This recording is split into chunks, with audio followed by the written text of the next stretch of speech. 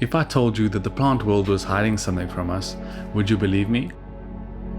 The best part is, for the last 2 years, I didn't even know that these existed. But after searching and waiting, I finally have 3.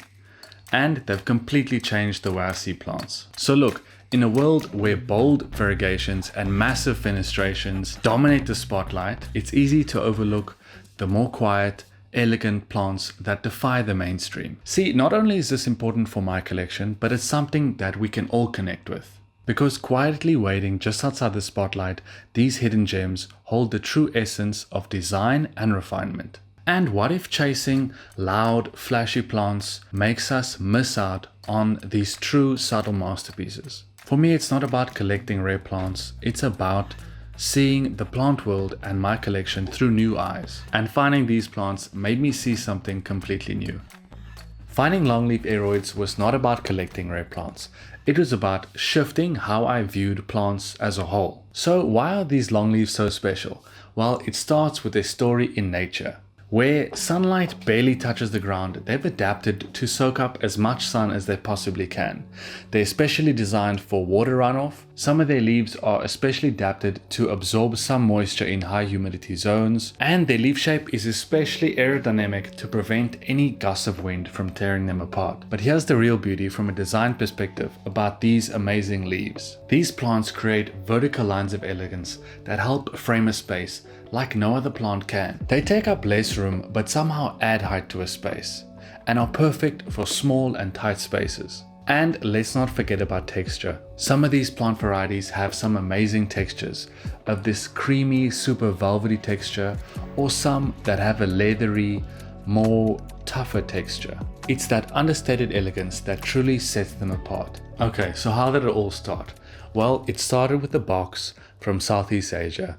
Flashback 3 weeks before that, after much deliberation and seeking and reaching out, I finally got a message from one of our suppliers. They said, I can get it to you, but it's an import. Now, after some nights of deliberation and tough thinking, I decided, I really do want this. And I messaged and reached them out. And guess what? 3 weeks later, package arrived and I was in awe. I unwrapped it to uncover the special Anthurium Wendlingeri. And that's how I got this elusive beauty and beautiful Anthurium. I find it so easy to fall in love with plants that have a lot of detail, and this is definitely one of those. If you look at the leaves, they're very leathery with a subtle veination in it, and they get really long, about 1.5 meters, maybe more. And if you feel the leaf, it's very thick and firm. This is by no means a fragile leaf. And I think this is the backbone that gives it the ability to get so long and cascade down so nicely. But these long leaves come at a price of a lot of patience because it is a slow grower. I've noticed that since I've got it, yes, it is still acclimatizing, but it's basically spent all its time just growing new roots, and I've yet to have any new leaves. But this is part of the game and I'm sure it'll come. It's small, but I can't wait to watch it grow and eventually become the showstopper that I know it can be. Because this plant has its own little secret, and that is its inflorescence. So its spadix is in the shape of a corkscrew with, I think, red or purple berries. That is just a cool element that I think makes this plant so special. We'll see if I can get it to that stage. I'm hoping so, but if that ever happens, I'll definitely make a video about that. The next one is a Philodendron Patriciae. This philodendron is been in my care for about 2 to 3 months. It's pushed out a few new leaves. The thing about this plant that makes it so special is how its texture plays with the light. It's got a ruffled texture. Even as a juvenile, you can easily see that. But this leaf is known for its ruffle waves that it makes, and as the plant ages, they'll be getting more pronounced and better, or just more pronounced. The plant has a lighter green on the younger leaves that eventually darken to a deep emerald green. It's got a waxy powder-like finish, and this is again one of those that leaves just keep getting longer and they cascade down, and the way the ruffles play with the light is, let me ask you, is that just not a really magical detail? But before we continue, I must show you my favorite plant, and that is Anthurium Paladflorum.